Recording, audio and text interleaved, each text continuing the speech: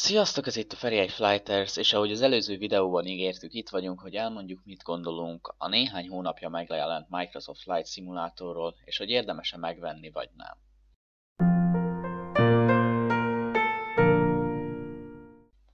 Szerintem kezdjünk is bele legelőször azzal, hogy hogyan is néz ki. Ugye a megjelenés előtt készült videók igen jól mutattak, de sokakban felmerülhetett, hogy ez csak valami földszicomázott akármi, ami arra van, hogy megvegyük. Szerencsére ez nem így van, mert a grafika tényleg ilyen jól néz ki. Ha egy-egy képet kiemelünk, akkor magában már csak elég kis eséllyel lehet észrevenni, hogy ez egy szimulátor. Na de ezek után mindenki arra számít, hogy egy rendes játékélményhez olyan gépre van szükség, aminek az áráért már egy autót is lehet venni. De nem kell elkeseredni, mert ez sem így van. Egy olyan géppel, amiben van egy rendesebb videókártya és hozzá megfelelő processzor, már teljesen jól fut. A legfontosabb szerintem, hogy a gépünkben 16 GB RAM legyen, mert néha az is épp hogy csak elég. Emellett egy GTX 1650 Super és egy Ryzen 5 3600 már élvezhető élményt nyújt a legtöbb esetben. A gépigényről valószínűleg fogunk még egy videót készíteni a közeljövőben. De mit értünk élvezhető alatt? Hát kapásból rávágnánk, hogy nyilván amikor 60 FPS-ünk van.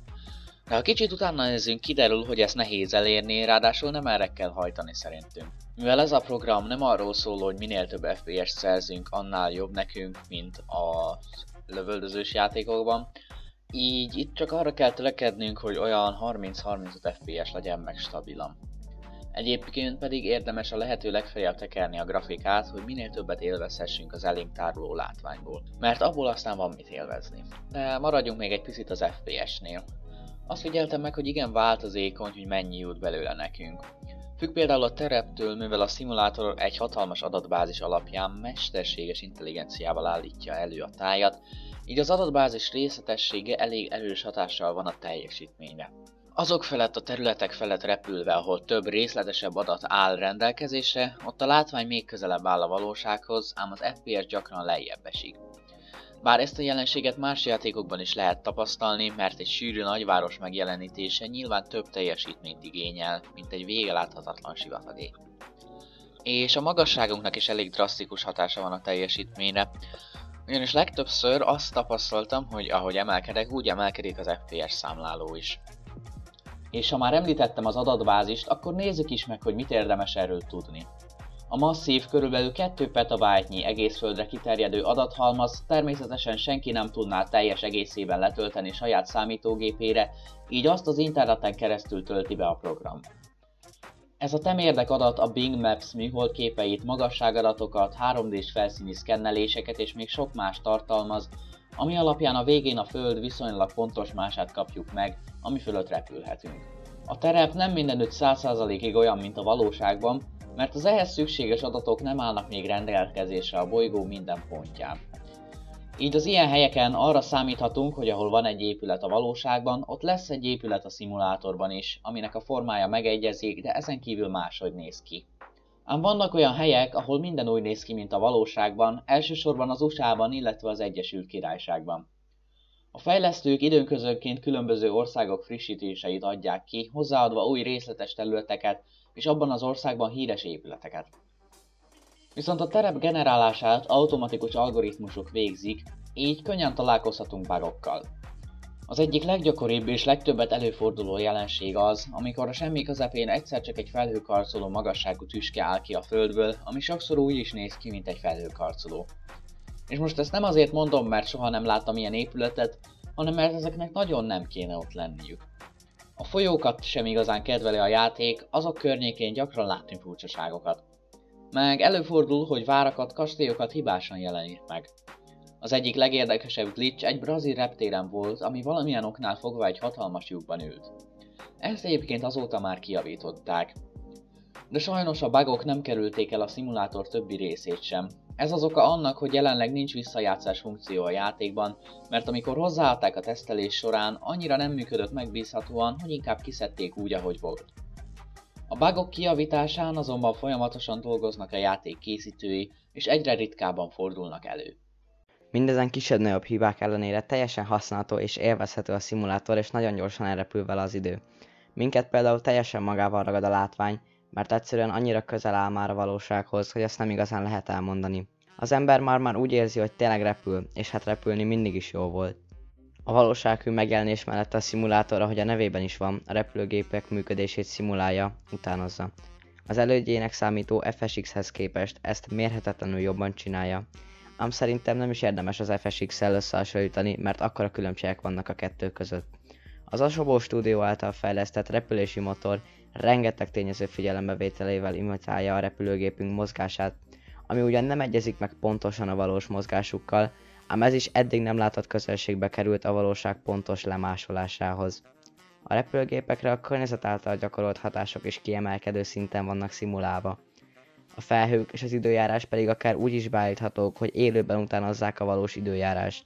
A való világban zajló légiforgalom is megjeleníthető a szimulátorban. Igaz, ez sem a legtökéletesebb részletekhez tartozik egyelőre. Ezen kívül említettük a tájat generáló algoritmusokat, de nem minden ezekkel készült. Egyes repterek az általunk megvásárolt verziótól függően kézzel készültek. Az alapcsomagban 30 darab ilyen reptér van, amik a legjobban kidolgozott részei az egész szimulátornak. Ha a legtöbbet nyújtó csomagot választjuk, akkor pedig 40 kézileg készített repülőtérhez jutunk hozzá. Szintén csomagtól függően 20 vagy akár 30 magas minőségű repülőgépet kapunk.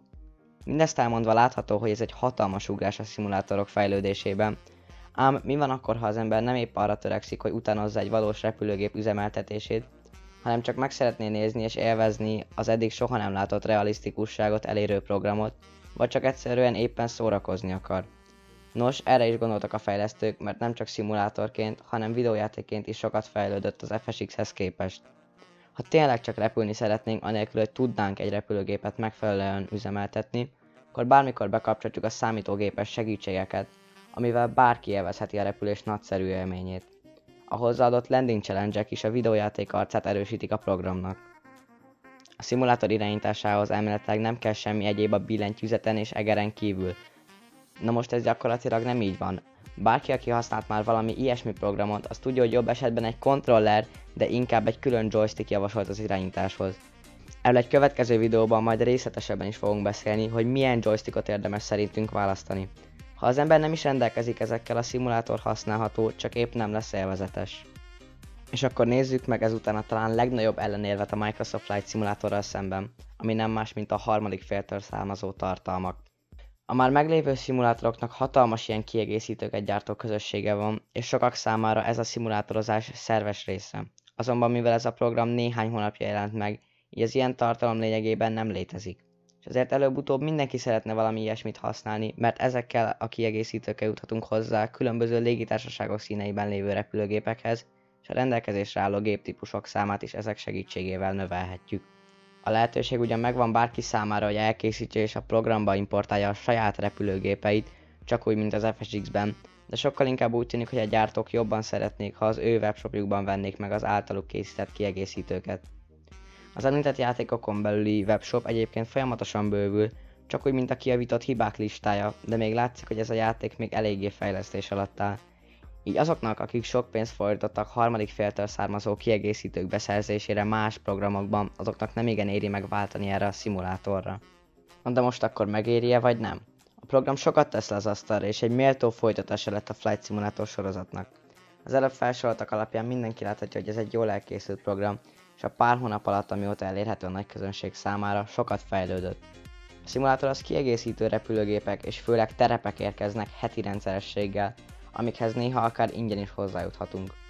A landing challenge-ek is érdemessé teszik azok számára, akik nem komoly szimulátorjátékosok.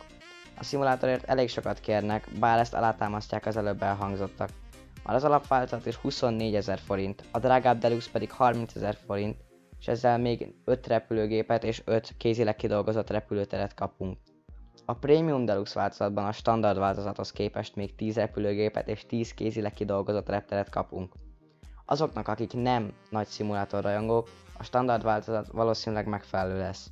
Azok, akik viszont szeretnék a plusz kidolgozott repülőgépeket és reptereket, a másik két változat között választhatnak. Az viszont ne vegye meg, aki már egy másik szimulátorhoz sok kiegészítőt vett, például az X-Plane-hez, az FSX-hez vagy a P3D-hez. Mindenképp egy ajánlott választás viszont bárkinek, aki fel szeretné fedezni a földet a magasból. Végül, A Microsoft Flight Simulator elképesztően jól néz ki, de még van rajta mit kikalapálni a fejlesztőknek. Igaz, a frissítések lassan egyre apróbb részleteket érintenek. Mivel a gép igénye a kinézethez képest nem is olyan nagy, így bátran ajánljuk mindenkinek, viszont fontos megemlíteni a visszajátszás és a harmadik féltől származó kiegészítők hiányát. Köszönjük, hogy végignézted, és legyen egy jó napod!